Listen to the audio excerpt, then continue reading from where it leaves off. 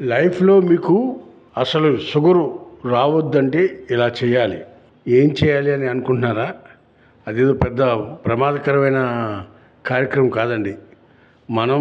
మన తిండి, మనం రోజు తినే తిండిలోనే కొన్ని నియమాలు చేసుకుంటే, టైమింగ్స్ మార్చుకుంటే దానంతకు అదే అన్నీ కూడా ఆహార అలవాట్లు మార్చుకోవటం వలన షుగర్ వ్యాధిని రాకుండా చేయొచ్చు.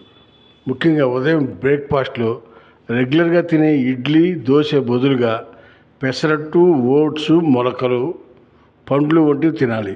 అంటే రోజు మనం ఇంట్లో డైలీ ఇడ్లీ కానీ, దోశ కానీ ఇలా తింటూ ఉంటాం. వాటికి భిన్నంగా పెసలతో చేసిన పెసరట్టు, ఓట్స్, మొలకలు అంటే మనందరికి తెలిసినవి. గింజలు నానబెట్టుకుని కొద్దిగా ఏర్లు వచ్చినాక తింటే అవి చాలా మంచిది. వాటితో పాటు 4 పండ్లు, అంటే ఈ బొప్పాయి కానీ ఇలాంటి కొన్ని పండ్లు ముక్కలు కూడా తింటే చాలా మంచిది. ఇక మధ్యాహ్నం భోజనం విషయంలో పచ్చి కూరగాయల సలాడు, బ్రౌన్ రైసు, చిన్న చపాతీలను ఎక్కువ కూర ఎక్కువగా 2 చపాతీలు, కొద్దిగా అంత ఎక్కువగా కూర తింటే సరిపోతుంది.